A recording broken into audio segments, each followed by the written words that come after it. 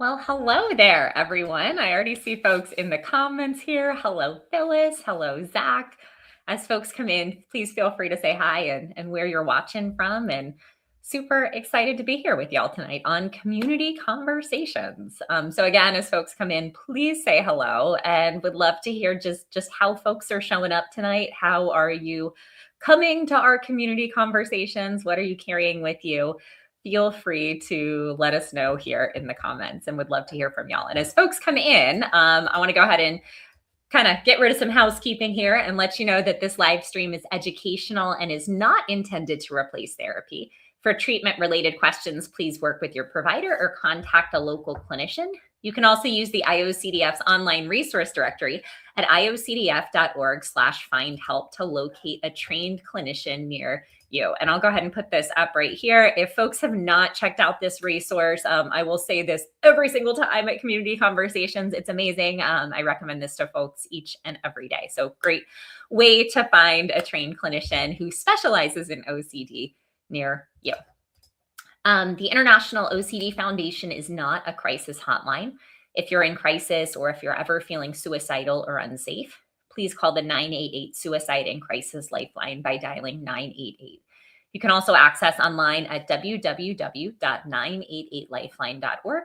Go to your local emergency room or call 911. Finally, just a reminder to be kind and respectful to everyone, which I know this group does a great job with on Community Conversations.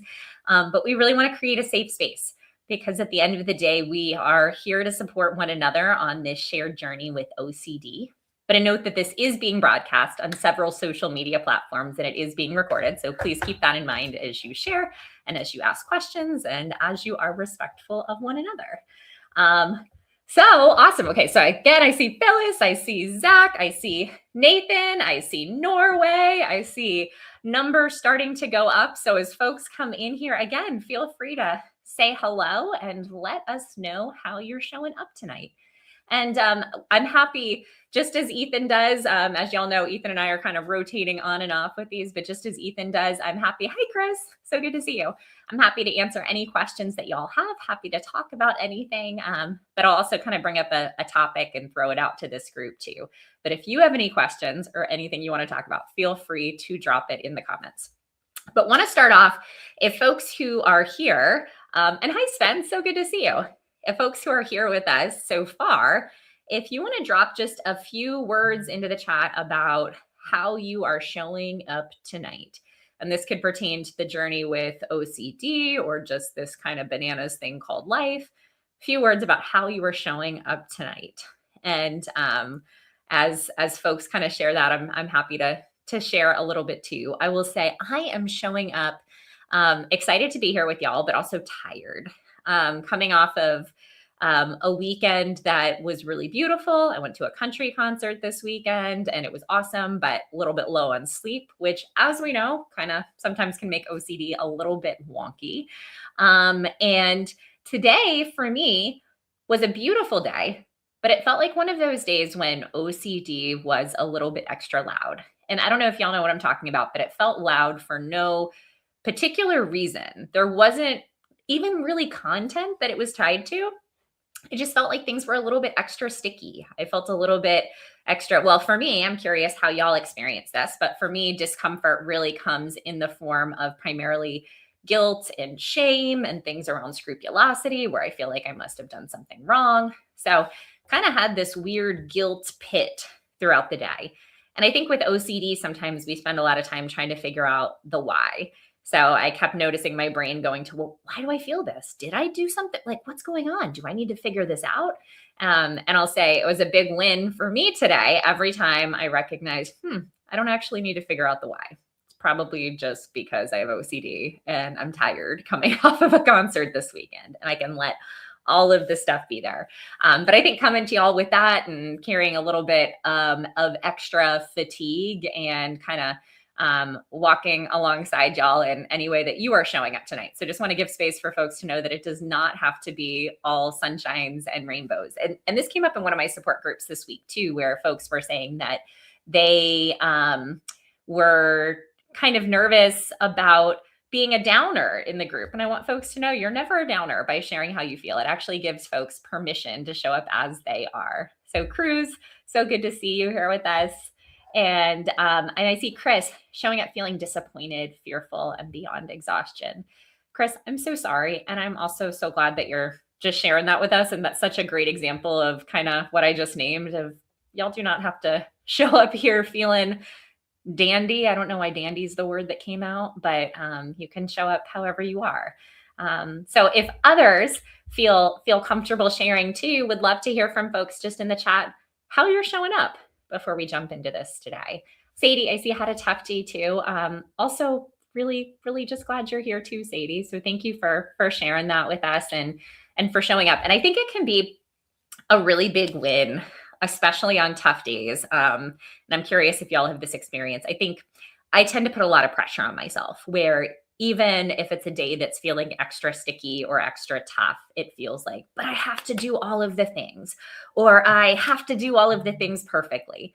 And that is not the case. Sometimes the biggest win is just putting one foot in front of the other. It might be getting out of bed, going and pouring some cereal, getting onto this live stream and joining us here. So Sadie, really glad that you're here. Again, we'd love to hear from other folks, just how you are showing up tonight. And as folks are thinking or pondering, I see we have a number of folks watching. If you don't feel comfortable chiming in the chat, that's okay too, but really would love to hear from you. But I wanted to bring up a particular theme tonight. And hold on. I see Phyllis. I'm showing up disappointed in myself for not doing a better job at the ERP practice I set for myself during Lent. I want a life about love and faith, not OCD. Phyllis, thank you so much for sharing this. And I want to just name a couple different things with this. I hope that you can give yourself loads and loads and loads of love and compassion. And one of the things that some folks on here are used to hearing from me in groups that I'm really big on is rather than setting goals, setting kind of compassionate commitments. What I mean by that is kind of compassionate intentions where we say, okay, I'm going to do the best I can with this thing, but I am going to give myself lots of love if I don't do it perfectly. Because we aren't going to do it perfectly, even during Lent.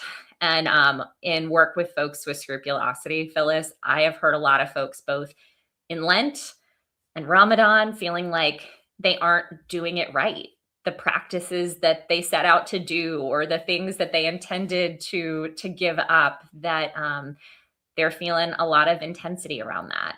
And I want you to know that you don't have to do it perfectly. And you're deserving of a life of love and faith, not OCD. So one of the things that I tell folks sometimes, especially if we do a compulsion or don't feel like we're leaning into ERP the way that we quote unquote should, is that we can give ourselves compassion without being satisfied. So Phyllis, for me, this looks like, let's say I was supposed to do a really hard exposure today, or I ended up engaging in a compulsion. I have one option, which is to beat myself up. And I think that's one that I did for years, which was like, Katie, I can't believe you messed that up, man. Like you are never going to get better now. And I'm curious if folks here can relate, but for me, that was never helpful. It actually never got me any closer to living the life that I wanted to live. But I think we have this other option. Well, I'll say there's kind of two extremes, right? We have that, and then we have the, whatever, I'll just do compulsions whenever I want. Totally fine. No big deal. That one's not really helpful either. But I think there's this kind of middle option here where we get to say, wow, I'm going to give myself compassion without being satisfied. And what that looks like for me is saying, well, of course I did the compulsion. Like OCD is really freaking hard and it tricked me again. Or of course it was hard for me to do that ERP practice today. It is so challenging. And yet I want to hold myself to a different standard moving forward. I'm going to choose one thing that I can do differently tomorrow because I care so much about myself and my recovery and wanting to live this life of love and faith, not OCD.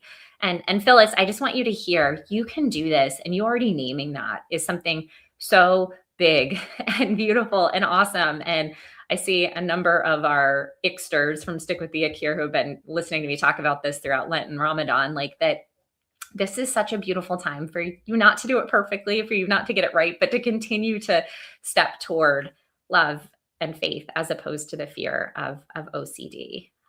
So I just feel as we're here with you, we're cheering you on, we're supporting you, and we hope you give yourself that love and compassion too. And Zach, I have not listened to it yet, so that is awesome. Thank you so much for putting out that the OCD stories episode from today or from this week was energizing. So love that. We'll have to check that out. Yeah, Nathan, I think so many of us have this experience of extreme perfectionism at some point in our lives, right? Feeling like we absolutely have to get it right. Like there's absolutely no alternative. Like there's nothing that, I don't know, that there's no way to step forward if we don't do it perfect. Cash! I hadn't scrolled down. Y'all, Cash is back. Cash. We have,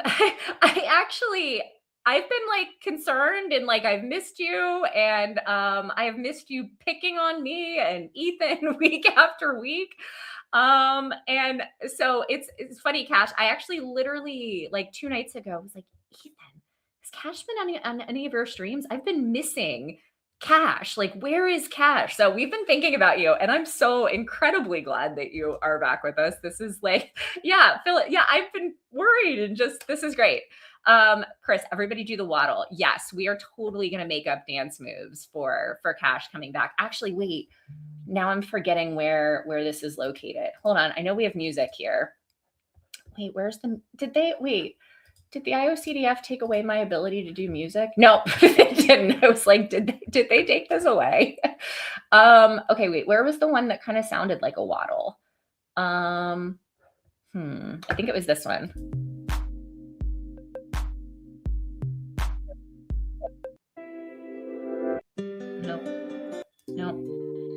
No. Oh, this one. This is the one that sounds like a waddle. Chris, this is your waddle music for Cash coming back. Doesn't that sound like a waddle? Okay. Sorry. Back to OCD stuff.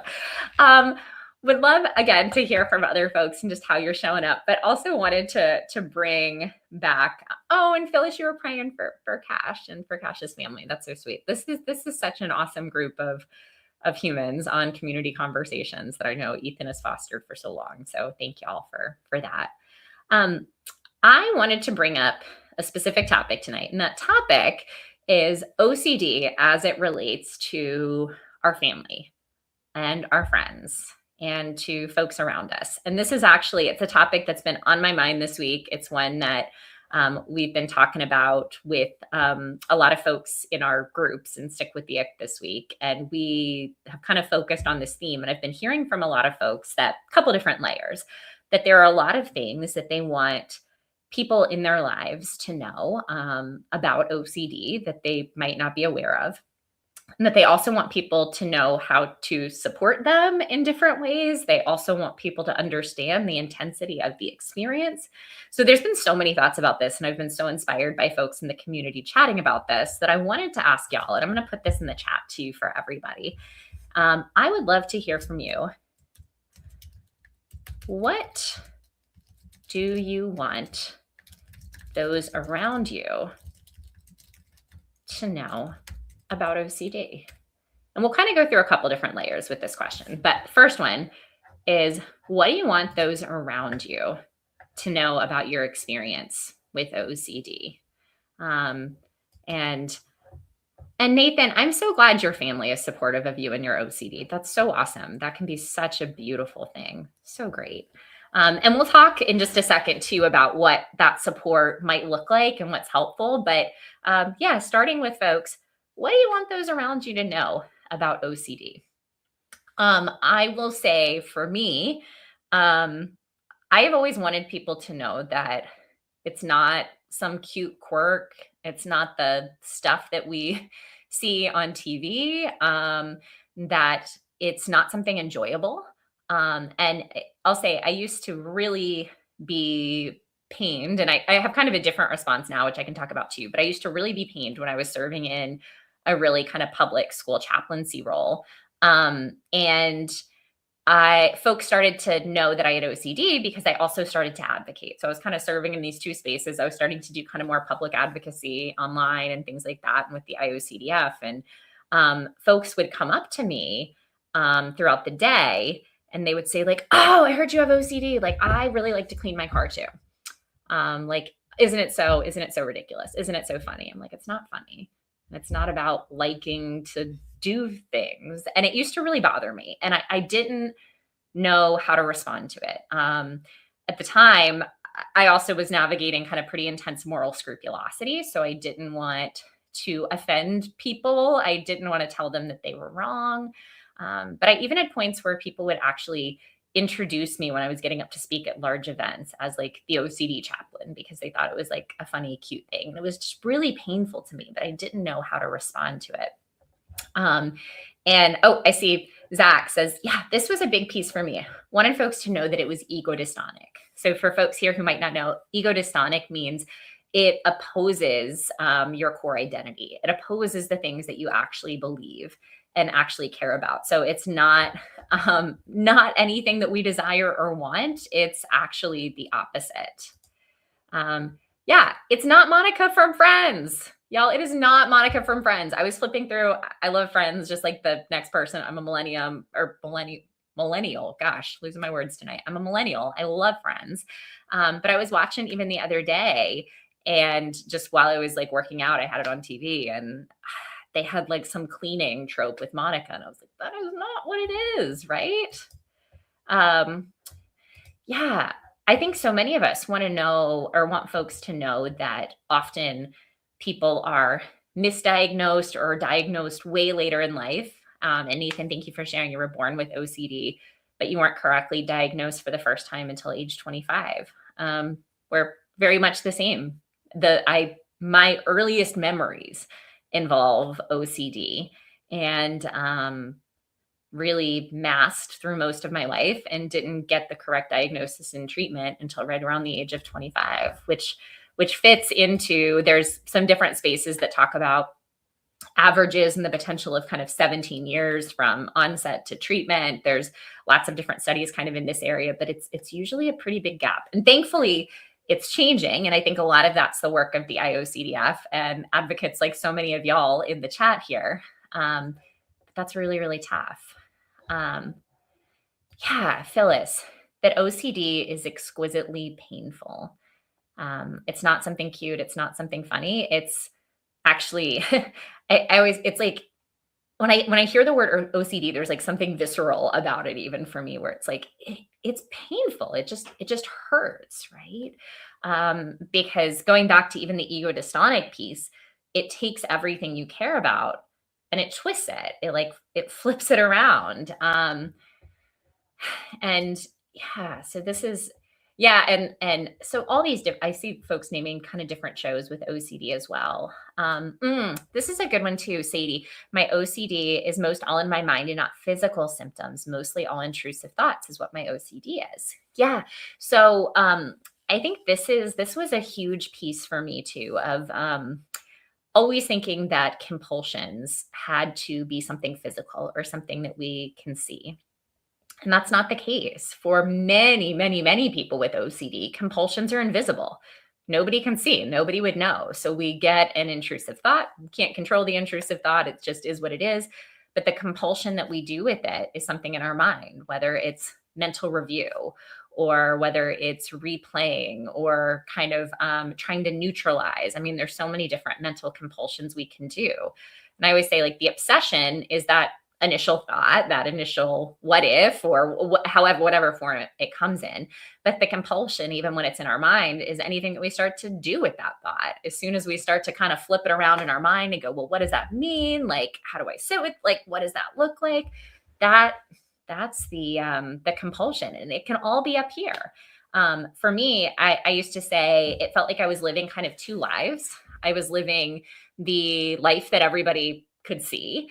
And then I was living the one in my head where it was kind of like there were two parallel things going on. I was out here looking like I had it all together, and then in my head trying to figure out everything under the sun. And realistically, I think I was engaging in compulsions mentally, probably 20 plus hours a day. And nobody knew. So, Sadie, what an important one. Yeah, definitely want folks to know that. OCD has robbed me of a lot of things in life, some of which I can never get back. I think there's so much grief in that. And I want folks to know too that it's okay to grieve the things that we've lost to OCD. And that's been a big part of kind of my journey too, of recognizing, like, man, it's okay to be frustrated. It's okay to actually grieve this the way that we would grieve a loss, because it's taken things from us. And that doesn't mean that we can't have hope and recovery and step forward. But I think part of that actually is grieving the things that it's taken. That's a legitimate feeling. Yeah, kept my OCD a secret from my family because I did not know it was OCD. I just thought I was a weirdo. What I had did not fit with what OCD is in the popular imagination. Yeah, Spence, very similar. I mean, so if I roll back to my story, my earliest memories, I was touching things in a particular order in my house because I was trying to keep everyone safe. And I had this early obsession after hearing something in third grade about the sun getting too close to the earth and people dying. And I thought I was responsible for it. And I thought, well, if I do everything right, I'll protect the planet, which in retrospect was a really big responsibility for an 8-year-old to take on. But then it started to shift into different things, particularly keeping people safe. And when my aunt died, when I also was in third grade, I thought it was my fault. And I thought I had done something to cause that, and had come up with really tangible ways that it was my fault, which is something that really stuck with me to later in life, where I blamed myself for deaths and even for crimes that weren't my fault. But I started confessing all the time to my parents that I must have killed my aunt, and she died of cancer. I mean, it didn't make sense, but somehow I kind of convinced myself. So my parents took me to a therapist, and it was not an OCD specialist. He played checkers with me, and I pretended to get better because I didn't want him to think he was bad at his job. And I remember I kept thinking, like, if I don't get better, he's going to get fired. So I was like, no, I don't think I kill people with my mind anymore. Like, I'm totally fine. So I graduated.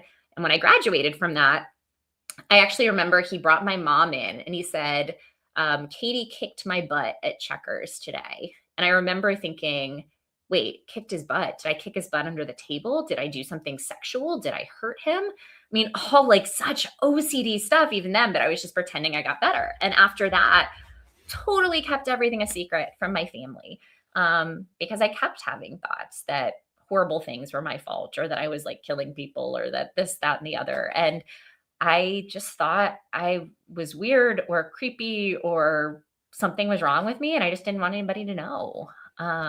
And again, it was because all of the shows that we grew up with and things that we saw didn't match that. And this doctor, like early on, never told me I had OCD. Yeah, Sadie, I was just diagnosed in January at age 31, but my mom told me a week before that she had OCD and ADHD. She still has both, but doesn't want to admit it today. I got diagnosed with ADHD, overwhelmed. Yeah, Sadie, I think that can feel so overwhelming. And I think this is also something we know can very much be genetic. Both Ethan, my partner, who sometimes runs this as well, if you haven't been here before, but him and I both have families who have potentially OCD tendencies, and that can be so common. And I want to name, it is so okay to feel overwhelmed with a diagnosis or with, a combination of different things that are coming up. And also, I hope you know in that there's so much hope. And I like folks to know, we can feel overwhelmed. And I also hope you feel a sense of relief, because when we get a name to something, we also get to say, oh, cool. Wait, there's like treatment for this thing. There's stuff that I can do to step forward and to reclaim my life. And I think there's so much hope with that. So I want to hold the overwhelm and validate that, and also let you know that there is a lot of hope. Yeah, I'm so OCD is like the stupidest expression under the sun. Liz Mackingale, who many of y'all know with the IOCDF, kind of coined the phrase OCD is not an adjective. And I love that. I love that. I love that. Yeah. Oh, I love all these comments. Um, mm, it would be comforting if people knew just how strong OCD feelings can be. It's not easy to just ignore. Yeah, so Norway, I'm so glad you brought this up. And for folks on here who might not be familiar with the OCD cycle or who are newer to this process, OCD is defined by obsessions and compulsions. And the obsession is this intrusive thought. It can also come in the form of an urge or in an image, and it can come in so many different ways. But for simplicity's sake, I'll just say, it might be, what if I'm a bad person? And that for me kind of links to a lot of my core fears. And discomfort comes after that obsession or after that intrusive thought. And that discomfort can come in the form of so many things. We typically think of it as anxiety, but it's not just anxiety. It can also be fear and guilt and shame and disgust. And those feelings, as Norway is saying, can feel so strong that it's like physical. So you can physically, if you think about it, for me, my chest feels really tight. My palms are sweating. I used to get so anxious that I would, like, sorry for folks with emetophobia, but physically vomit because I was so incredibly just heightened. It is so strong, and it makes it so tough to ignore. It's not easy to ignore those things. And that's actually where the compulsion comes in. The compulsion really is a response to that discomfort because it's us saying, I don't want to feel that guilt and shame and anxiety and feeling like I'm going to throw up. So I'm going to try to do this thing to get rid of it. And often initially it decreases some of those feelings. And then unfortunately it feeds the cycle and we end up going back to the start and we get another obsession, and the compulsion kind of keeps us in that loop. When we have an opportunity, thankfully with treatment, to maybe do something different, to respond to those intrusive thoughts and the feelings that follow in a different way. But it's not easy to ignore. And I think, Norway, that's something I also would love folks to know. Even in my family, I think it's always been really challenging for me when I've had family members say, well, just don't worry about that. Like, it's just no big deal. Like, it's not a big deal. Just stop worrying. And it's like, no, but you don't know how intense it feels. It's like an elephant is sitting on my chest right now. Ooh, Christy, this is a good one too. And for folks, I see our numbers going up. So as folks come into you, just so you know, we're talking about what you wish folks knew about OCD, what you wish folks in your life knew about OCD, so that people with OCD mask really well. I always hear people say, well, your daughter doesn't look like she has OCD. She's very social. Yeah, Christy, masking. Oh my goodness. Folks with OCD generally mask really, really well. And there can be folks who are more high functioning or who are less high functioning, kind of along with that masking. And I think both are in equal amounts of pain. And Ethan and I have always been really different in that throughout our journeys before we knew each other. He wasn't quite as high functioning as I was. And I actually always tell him that there's part of me that's almost envious because for me, I masked so well and continued to function in a way that I really didn't get help until I was like in such just a bad place and didn't know that help existed because nobody knew that I needed help. And I think that can be so hard when people are masking really well. I looked like I was excelling in my job and, leading in really big ways when internally I was like crumbling. And I'm sure your daughter has that experience, and that's so hard too. And I think for me, there was always this push and pull of, well, cool, I'm glad that people think I look like I'm doing okay. And also, I kind of want people to know that this sucks, like that this is just really hard and really painful. Let's see if there's any more here. Oh, everyone is being so supportive. Zach, thank you. We appreciate that. We love having you as a part of Stick with the Ick. I think they're pretty awesome too. Everybody in the support groups is super nice and wonderful. I'm gonna earn that referral bonus. Yeah, Zach. Love that. Um, oh, Cash, them's fighting words. Ethan did not invent the phrase "stick with the egg." That was all me. I hope he's watching this right now. I really hope he's watching this because I'm gonna make sure he is so aware that is mine. Cash, I missed you. So missed you. Oh, Ethan gets a small stake in the company. No, no, no. I love Ethan, but nope. Nope, nope, nope. Mm. Oh, okay. So back to not the trademarking and the fighting of me and Ethan of who started Stick with the Egg. But um Spence, this is like, I think this is such a big thing. You can ultimately know those things aren't true, but it feels like they're true. I wish people know how powerful those feelings are, the physical fear. Yeah, I do too. And somebody brought this up, ironically, in one of the support groups that Zach is talking about on Monday about wanting people to feel the intensity of that, but then also feeling bad because not wanting people to have to experience how tough OCD is. And I think there's that. I'm like, okay, I don't want anyone to experience this. And also, like, I wish folks knew just for a day how incredibly real it feels. And you're right. We generally know logically that these things aren't true, that they're not accurate, or that it doesn't make sense. But it feels, because of the intensity of the feeling, too risky to let it go. It feels like just way too risky to drop.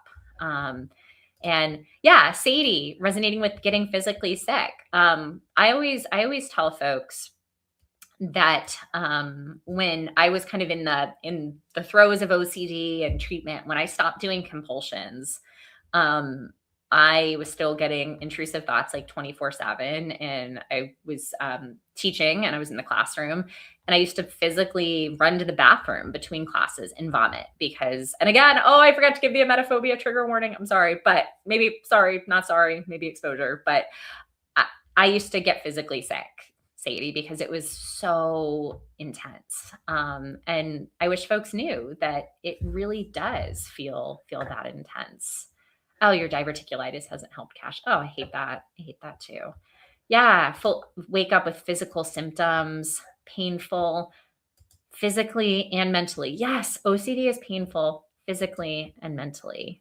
Yeah. Zach, that's an awesome metaphor. That OCD is like trying to remember all of the numbers in pi. It sounds absurd, but it's so accurate for me. Yeah, that makes so much sense. And hi, Lydia. So good to see you. So glad that you just joined us. Um, and you've been here since the start. Well, glad that we get to see you anyway. And Sadie, love that you got help with an IOP program. I think that can be so huge. And Phyllis, I'm pretty sure it usually does. There's usually a room block. So I will say, I can't remember a time that there wasn't. Don't totally quote me on that, but I'm pretty sure that's the case. Any other thoughts here on what you want folks to know about OCD? Because then we're going to shift to another question. Oh, I see this question from Chris too before we shift. So how do you continue on when life feels so hopeless and it feels like there's no hope and it's too hard to move forward? Yeah, Chris, thanks for lifting that up, and others, of course, can chime in here too. I will say that was where I was probably from 2017 to the end of 2019, at kind of like the lowest point, and it was hard to step forward to do anything. It felt like there was absolutely no hope for OCD and for a variety of really hard life reasons beyond OCD. And honestly, I found a lot of hope in seeing people advocate, in reading other people's stories, in there weren't all of these live streams at the time. Some of Ethan's actually started to be there, and that actually, ironically, was really helpful to me. But I think it was hearing others talk about the fact that they also felt like there was no hope at their lowest point and that they still got better. Because I think for me, Chris, like, I consistently felt like everybody else was getting better and I was the only one. I was the one who was different. I was the one that there was no hope for. And I think in some ways it was like handing over the keys or handing over hope to somebody else, letting other people hold hope for me, and recognizing that I could feel hopeless and I could continue to choose to put one foot in front of the other. And I think that was probably a really big leap of faith for me when I saw literally no light ahead of me. It's like, okay, other people have been there too. I'm not alone in this. Other people are telling me I can get through this. I don't really believe them, but I'm going to keep at least enough of a crack of hope there that I can step forward. And Chris, I want you to know, when things feel really hopeless for you, that we're doing that same thing for you, that we're going to keep holding that flashlight. We're going to keep holding that hope for you and reminding you that you can do this. And as somebody, again, that if you would have asked me in 2019, can you do this? Will you step through this? Will you even freaking be here? I would have said no. And you've got this. We're with you in that. Let's see. Lydia has a cold at the moment.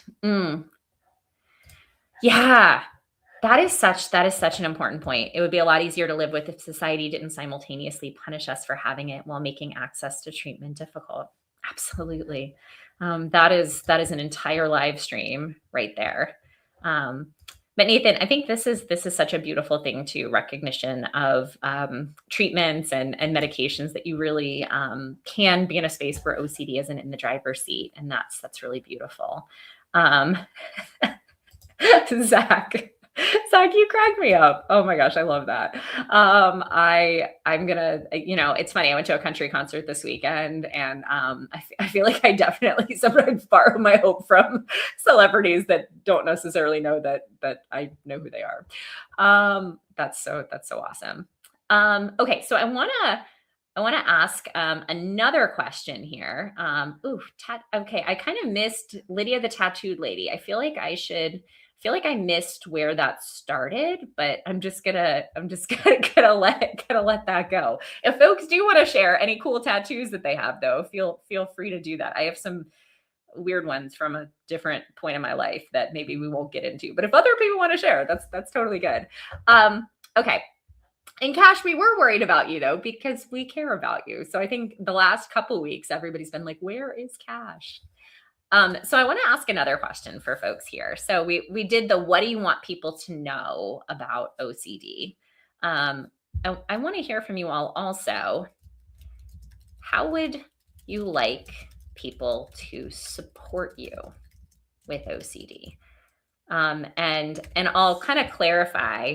I'm talking about support without reassurance. So I know OCD wants people to support us by reassuring us and telling us that we are totally safe and everything's totally cool and we're going to be safe and good and all of that stuff. We know that's not helpful. That just pushes us back into the cycle. But I'm curious, what does support without reassurance look like? And that could be coming from a parent, that could be a spouse or a partner, that could be a friend, that could be a pet, that could be from a virtual community, that could be from this live stream. How would you like people to support you with OCD? So for me, I would like people to Venmo me for treatment and I'll stop compulsing deal. Yeah. So Enoch, that is actually a really solid way to want people to support you. And while we can't necessarily do that here, I so appreciate that is probably the best possible answer. So I just love that. Curious from other folks, how would you like people to support you with OCD? And I'm thinking in those moments, so I'll give you an example for me. When, and I am in recovery, but I'm not going to pretend that I don't still have OCD spikes, because we all do. And there are moments still that I go to Ethan and I'm like, Ethan, like this feels really intense and I feel really guilty and I feel shame and I feel like all of this stuff. And can't you just tell me that I'm a good person and that everybody doesn't hate me? So if folks here don't know me well enough yet, my core fear is being a bad person. And the biggest piece with my OCD that I still struggle with is being bad or people not liking me, doing something wrong, offending. So the area that I'll still sometimes ask for reassurance is going to Ethan and being like, are you sure that people aren't pissed off at me? Are you sure that people don't hate me? Oh my gosh, did I totally mess things up? And I'll say the way that I really like when he supports me. I'll say maybe not in the moment. Sometimes I get frustrated, but I like when he responds to the emotions, but not to the content. And I've been talking a lot about this week. I think this can be really impactful with people in our lives, that they can say, it really sounds like OCD is kind of on fire and really wants me to give you reassurance. I care about you so much that that's not going to help right now. But I really want to kind of be here with you in the middle of all of the really intense feelings. Like, I know that that guilt and that fear and that shame makes it feel like you're going to throw up everywhere. And that sucks. And can I sit here with you in that? Because I really believe that you can sit and get through it without a compulsion. That's how I want people to support me. That's, for me, been the most impactful, is people acknowledging how challenging it is, acknowledging the emotion, sitting with me in the emotion, maybe reminding me of my skills and tools. But no matter how much I want them to, having them not engage in the content. And sometimes OCD will lash back out at that. Sometimes OCD will be the one to get really mad and say, like, I can't believe you're not giving me reassurance, right? But that's actually a way that people can show you love and compassion. Avoiding kid gloves. Yeah, my folks have been doing that lately and it sucks. I'm a capable adult and struggle to accurately perceive reality sometimes. Yeah. I think that that can be, people supporting us, avoiding kid gloves with it. It can really suck, right? At the beginning. And it lets us know that we really are capable, even if we don't feel like we are. Because I think oftentimes OCD makes it feel like we are so much less capable than we really are. Um, mm. I wish my loved ones supported me with walking me through a self-compassion exercise like my mom did for me today. Chris, I love that. And I love that your mom did that for you today. And I think that's, you literally are giving an example of what I'm talking about right here. Of she didn't say, okay, I'm going to reassure you about this. It's like, let's use a skill. Let's use a tool. Let's be here with you in the midst of this emotion and give yourself compassion in that. That's just awesome. Love that, Chris. Yeah. Oh, Enoch. Yes. Yes. I wish society could support people with OCD by treating them like heroes for what we do in recovery and not as victims or deficient people. Yeah. So, with this like sticks out to me so much. I remember when, again, nobody knew I was in treatment and was kind of in this public space. And I remember telling my therapist, if anybody knew that I was doing therapy, or if anybody knew the intrusive thoughts that I have, they would never respect me in this role again. They would fire me. They would hate me. Nobody would look to me in the same way. I just don't want them to know. And I assumed they would like see me as deficient very much. And I remember, my therapist at the time, Shala Nicely, who very much saved my life, she was like, actually, Katie, she's like, I think if they really on a real level knew what you've gone through and what you go through in your brain each and every day, they would think that you're a freaking hero for being able to continue to show up for people, and to do what you do while having this bully in your brain 24/7. And while, Enoch, I know society doesn't always recognize that, I hope y'all know that you really are heroes. Everybody here is a freaking hero for just showing up and stepping through with that constant bully in your brain. And even if society doesn't recognize that, I hope you know that we do. I just, that really speaks to me. Thank you for that. Let's see. I'm seeing if there's any other. I would love to hear from other folks too. And I love all the support that that folks are offering. And I love that everybody's glad Cash is back too, because I'm super excited about that also. But would still love to hear. How would you like people to support you with OCD? Again, whether you're in a tough spot or you're asking for reassurance, whatever that looks like, how would you like people to support you? Because these are some really good answers so far. I really, really like this. Um, and I'll say kind of another piece for me, I think, is sometimes just the acknowledgement that this really sucks. And if we go back to the way that some folks kind of answered that question before, that initial question of what you want people to know, it sounds like you really wanted people to know that it's really hard, that it's like really freaking hard, and just the acknowledgement that maybe they don't fully understand, or acknowledgement that it is really hard, I think makes a really big difference. Oh, thank you for this, Beth. There we go. There we go. Try and understand it and not dismiss it and think snap out of it. Yeah. Um, that snap out of it piece, I think that's probably the thing that so many of us experience the most, that's so hard, of even when we're in treatment, right? So I hear from a lot of folks that I work with around scrupulosity that, they're getting all of these awesome tools from their therapists, and then they go to their family and they say they're struggling, and they might have a family member that tells them, like, wait, why are you still struggling? Like, you're in therapy, just like, do the therapy thing that you learned how to do. And they're like, it's not that easy, right? Like, it's really not that easy. And yes, skills and tools are a beautiful thing, but we can't just like snap out of it. And I think that's so awesome, to this idea of just understanding, just wanting folks to show up and say, this really sucks. And yes, I want to support you in using your skills and tools. And I know that this sucks and is really hard and is not something you can just snap out of. Thank you for that, Beth. Thank you, thank you, thank you. Yes, Zach's agreeing. We're like, yes, Beth's comment right there. Yeah. Self-compassion without reassurance. Yeah, I think both the self-compassion and the compassion from people around us without that reassurance. It's offering that affirmation without reassurance. When I train clergy in how to offer support without reassurance for scrupulosity, so we always say it's compassion for the emotion without reassuring the content. Like, so important. Thank you. I also agree. Baked goods would be nice. Baked goods somehow comes up on the stream a lot, which I think is like a really good thing. We need to like start some kind of baked goods, something or other here. But I also agree we should all just get baked goods. Love that. Ooh, Lydia, I would love for them to support me by listening to my story on the podcast episodes I've been on in the past. It just helps me feel seen and heard.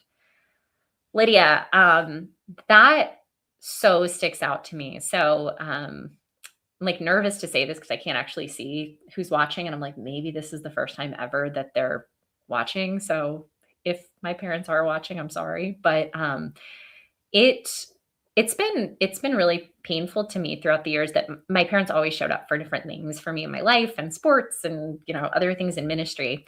But with OCD stuff, they've actually never heard my story. They don't. I didn't live at home when I got treatment. They don't fully know or understand OCD or even what I do with scrupulosity. And I was actually visiting them last week while giving a big presentation, and it was virtual and kind of like a whole thing. So I invited them to it, and they didn't want to attend, and that's totally okay. They have their own things going on. But sometimes I so badly, I talk about this all the time. I live this, I breathe this. Would love for family just to want to listen to my story from the OCD side that they might not know, Lydia. So I see that, and I think it can be hard when we don't feel that support. And at the same time, I want you to know that we care so deeply about your story and all of those things. But I know that can feel hard. Yeah, this too. It's so hard to find support that doesn't make it worse. The great paradox of support by people who want to help but can't. Yeah, I think this. So actually, this is where initially this topic came out of. Like, so in the Stick with It community, we have a topic of the week every week, and folks have started recommending topics. And the person who recommended this topic was having trouble with family, where they wanted support, but their family didn't necessarily know how to support. And it is that really weird paradox of people wanting to support. And often when folks want to support, they are reassuring or telling you to just feel better or making it worse in some way, shape, or form. And it is this kind of paradox. And I think it's one of the tricky things. OCD is one of those areas where individuals actually in our lives need education in some way in order to provide support. Hmm. Yeah, I'd like people to understand that I may be slower at some things or do things in a slightly off way, but I get it done in the end. Yeah, Phyllis, I love that. And doing things more slowly or doing things differently isn't a bad thing. Like that's okay. We all do things in a different way, and folks to understand that you're still going to get it done. It's just going to be maybe in a way that makes sense to you. Ooh, Zach. I think you're onto something. Zach always has really good ideas, I'm learning. We need to make an OCD baking cookbook where all the recipes are super inexact and unclear, and the instructions are just sitting with uncertainty. I'm literally imagining here it being like 2/3 to 1 cup of flour somewhere in there. Yeah, I don't know, between 350 and 400 in the oven. I don't know, check it at like 20 to 45 minutes, see what's happening. Sit with the uncertainty that your house may or may not burn down. Oh my gosh, I want to make this cookbook, Zach. This is awesome. This is fantastic. Yeah, you're killing me, Zach. And also, yes, now I'm just hungry because I'm also just sitting here thinking about baking. And Lydia's done a number of really awesome podcasts about her story. So I will let her share maybe some links to that too. Ooh, yeah. I also wish people understood how counterintuitive treatment is to the OCD brain. You have to have faith and then you get it. Yeah, Spence, absolutely. This is why I always tell folks that, wait, was this did I? Oh, Cash, did you just make a donation? Thank you. Oh, okay, Cash, you're the best. Thank you so much. That's so sweet of you. So yes, Spence, I wish people knew how counterintuitive treatment is to the OCD brain. You have to have faith and then you get it. And this is why I always say that really OCD treatment very much is a spiritual practice. And I don't mean this in a way that has to align with a particular religious tradition or anything like that. A spiritual practice really is, I define as anything challenging that we're doing in order to connect with something beyond ourselves. And that's literally the definition of OCD treatment. It's stepping into uncertainty, doing the most challenging thing of all in order to reclaim the big, beautiful, awesome life we were created to live. And it's taking this big jumbo leap of faith of we don't know the answer. We don't know that it's going to be okay. We're stepping into uncertainty, and it is like ultimate leap of faith. It feels like you're doing all of the wrong stuff, but it's like you reclaiming your life. Thank you, Spence. Oh, yeah. Acknowledge your pain and let it be there without solving. Yeah. This is, I think, such an important one too. So this is one I think that we all maybe struggle with as we support folks too, because it's really hard to see someone in pain. And this might give you kind of a window into where some of your loved ones may or may not get it wrong accidentally. But I think when they see you struggling and saying, oh, I'm in so much pain, sometimes they reassure because they want to fix. Instead of just sitting with the challenge of that feeling. It's total sidebar here, but it's the same reason. So early on in chaplaincy, I worked with death and dying primarily, and kind of hospice and palliative care. And I sometimes saw people say some things that theologically were not the best to try to make people feel better in really challenging situations, as opposed to just sitting with them in that emotion. And one of the things that some of my chaplaincy supervisors really taught me is you don't have to fix in those toughest moments. When you're trying to fix, it's often about your own discomfort with somebody else's emotion. Sometimes the best thing that you can do is just sit with them and let them have the emotion and tell them that you're not scared of the emotion, that it's okay for them to feel that thing, that you don't have to fix it. So that particular supervisor actually used to tell us not to hand someone a tissue when they were crying, because it signaled to them that they needed to get it together or feel better, as opposed to just sitting with them and letting them feel messy and not trying to fix it, which I always thought was really neat. And I always think the same is true with kind of this OCD piece. we don't necessarily want people around us to fix or make us feel better. Sometimes we just want somebody to say that freaking sucks. Oh, I love that. My ERP is to purposefully put the oven at the wrong temperature. I love that. That is so awesome. Cash, thank you for the donation. That is so kind of you. And also, I'm going to go ahead and say ice cream flavor if anybody else wants to chime in here. My ice cream flavor is kind of random. I really like vanilla and orange, or wait, yeah, vanilla and orange swirl with rainbows jimmies on top.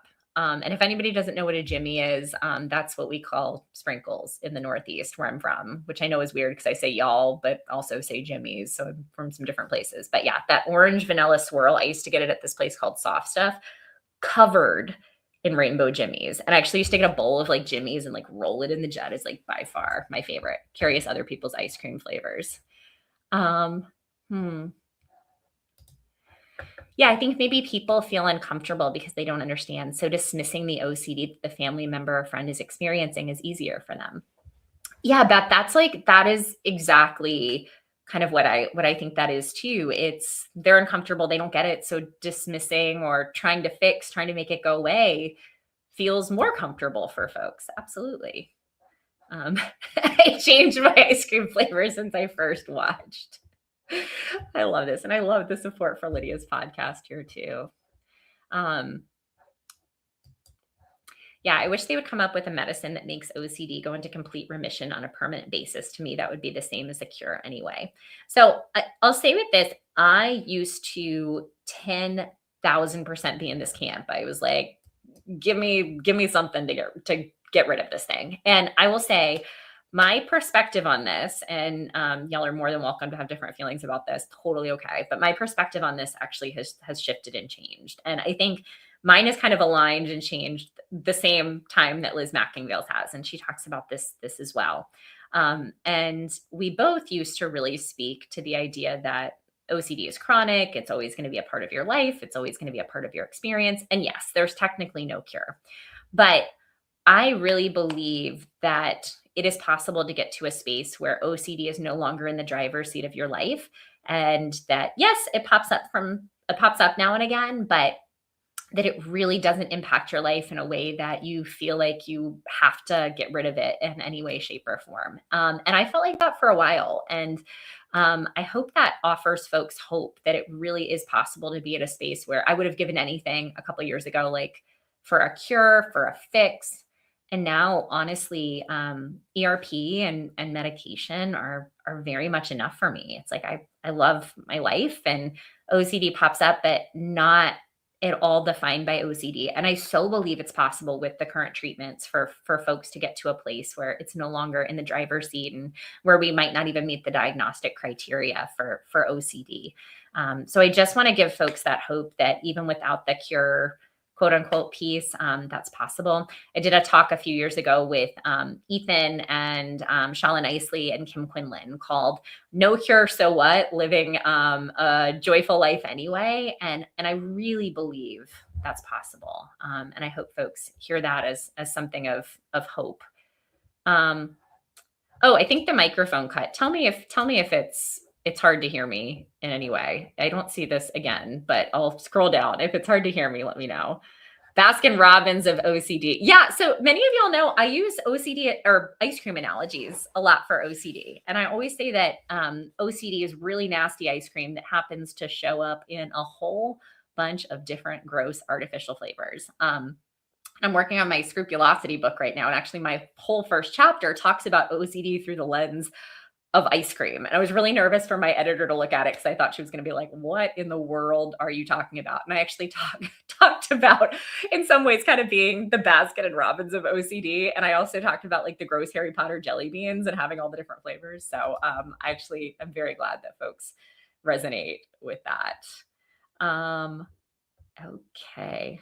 Awesome. I think I got to any of the questions. Thank you all so much for just your willingness to be here and to chime in with this topic about what you want folks to know about OCD, how you want folks to support you.